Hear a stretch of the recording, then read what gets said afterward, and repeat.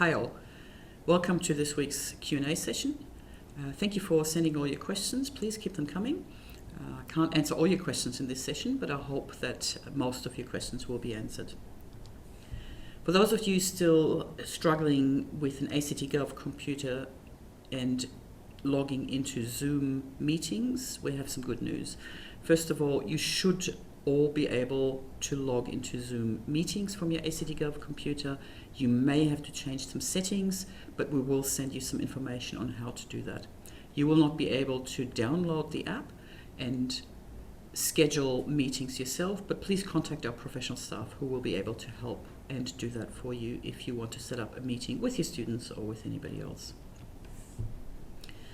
We have been asked particularly around travel between the ACT and other states and territories. And some students have expressed their concerns because they don't know whether to stay back interstate or to return to their clinical placement. You would have all received an email from me where we've been directed by the Chief Health Officer over the weekend to inform you that any student returning after the 6th of the 4th will not be able to do a clinical placement or have any exchange with patients for 2 weeks. Does not mean you have to isolate yourself, but you cannot go onto a placement if we have them back by then, and you cannot go and see patients, so you shouldn't be working as a nurse or an allied health professional as well. Once we have placements reinstated, should that be the case in the next few weeks, we will also advise you that interstate travel should not happen.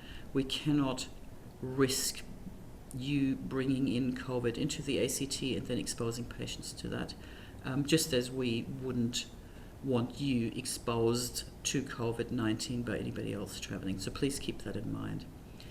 If you feel at this time it is more important for you to look after yourself, your family, or anybody else, and that does not line up with studying medicine, please contact us. We can have a chat about having leave, and it might be that you take program leave for the year and come back next year. That is completely okay.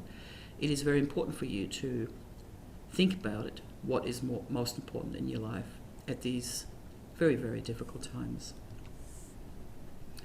Students have expressed concern about knowing whom to contact when they're worried about the situations. The Student Support Centre has now been updated with a COVID-19 student wellbeing update section, and in this section there's a collation of all relevant information and links to essential information from ANU and from the government, and the link is below in the PowerPoint slide. I would also encourage you to talk to your peer support group or your peers that the students have set up. Talk to your year coordinator. Please stay in contact with your GP. If you're an academic, clinician, a researcher, we do understand that these are difficult times. I've liaised with the Research School of Psychology, and we will see whether we can set up some special supports for those of you who need it the most. I will keep you updated on this. The question from Year 4 students has been whether it was likely that Year 4 students would finish placement and exams as originally scheduled. And furthermore, would the exam format be the same as for the previous years, or will they change? Our main aim, and that's the same aim across all the universities, all the medical schools in Australia and New Zealand, is to allow final year students to get enough experience so we can graduate them towards the end of the year so they can be junior doctors, interns next year. There's no difference amongst universities in that very strong feeling. We are not quite clear when the exams are yet, and you have to be patient because we're working on that. Situation changes day by day, it seems. We're also working on the exam format, and we will let you know well in advance once we have made a decision. We're liaising with other medical students. We're liaising with other medical schools who've got the same concerns, and we're trying to align what we examine on and what we teach students, and trying to exchange some exam material to make it a bit easier and a bit more consistent across Australia. Please be patient. We will let you know once we know more. Students were also worried about their placements and when they would receive information about this.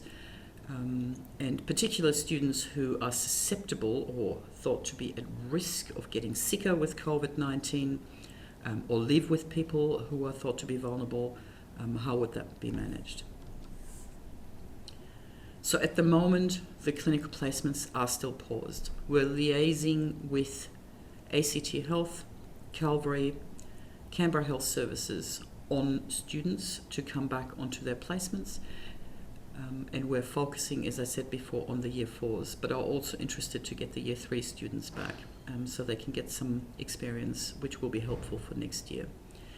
We have developed plans that differ depending on how many COVID patients there are in the hospitals or, as a matter of fact, in the ACT. And it might be that we can reintroduce some placements, but not others. And it might be that there's a time where we cannot have any students in the hospitals. We don't know yet. It really depends on the numbers. And as you know, they change from day to day. What we do know is that if we go ahead and you have a condition that poses you at a higher risk to get COVID, we need to know about that. If you could please email me together with a medical certificate, I will assure you that only me and possibly one or two other people will see the details of that. But we will then liaise with you and instruct the professional staff on where to place you, depending on what we think are the lower risk areas. We will also need to liaise with the clinical departments. We haven't quite done that to that detail and in a lot of granularity yet, to determine where students are thought to be helpful, what roles the students could take on, and which clinical placements just cannot take students at any given time point. Once we know that, we can talk a little bit more about what we think the roles of the students are, and then we can assign them placements. This will all take a little while for us to do. In the first instance, we need to talk to ACT Health, as I said, Calvary and Canberra Health Services to get an in-principle agreement on this.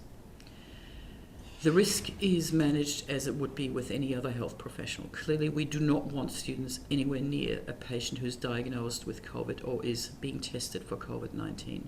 Now, that's possibly a bit easier than the hospital than in a general practice or in the emergency department, and we'll take that risk as it is when we discuss placements in the future. Not surprisingly, there are also clinicians who are worried about their patients, and they wonder whether students that are with them would add a risk to the patients. There's no doubt that there are certain patient groups who are at a higher risk of becoming very unwell or possibly die when they are infected with COVID-19. As I said, we have not spoken to every unit head or every clinician in the hospitals to outline that risk and to come to an agreement of where students can be placed and what role they could be there. But please be assured that we will do that. Please also understand and don't forget, it is very important that students learn from you even when they're not with patients. The teaching you do to them, the teaching you do with them, not to them, maybe it is seen as to them, but it is really with them.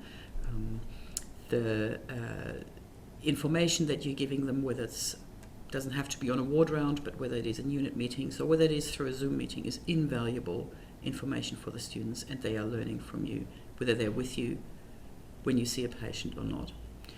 Please also be assured that we've developed some strict guidelines on what we think students can do or should do, and what is absolutely not what is absolutely expected of the students and what they don't do.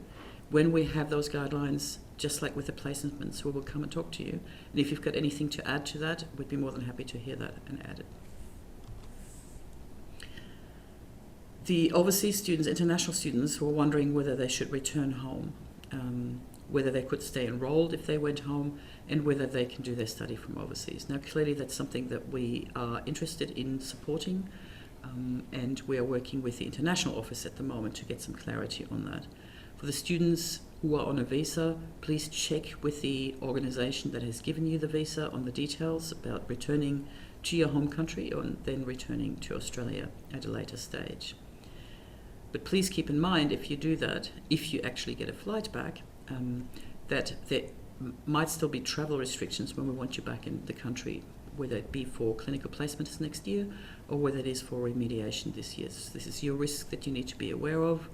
But if you want to go home, please in the first instance check your visa status, and we will tell you once we've heard back from the Office for International Students about that possibility.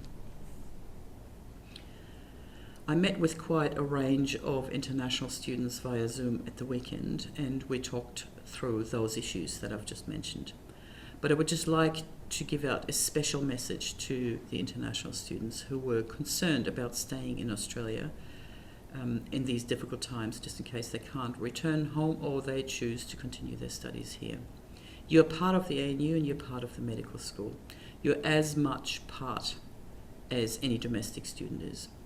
We see you as an important workforce or future workforce, and we will do everything we can to help you with your learning and with your development to become a doctor. The Vice Chancellor said it best when he said, the coronavirus doesn't discriminate, and neither do we. We do not discriminate against you. We do not discriminate against anybody who is within the medical school. And just like we don't tolerate bullying and harassment, we also don't tolerate discrimination. We're here to support and help you. And if you have any concerns, please contact us. I'm sure there are many, many people out there helping you, and the medical faculty and the nursing and the allied health faculty, I'm sure, are here to help and support you as well to become junior doctors. So that was it from me this week. I hope I've answered all your questions. Please keep them coming, and I shall see you next week. Stay safe, look after yourself, look after your families. Bye.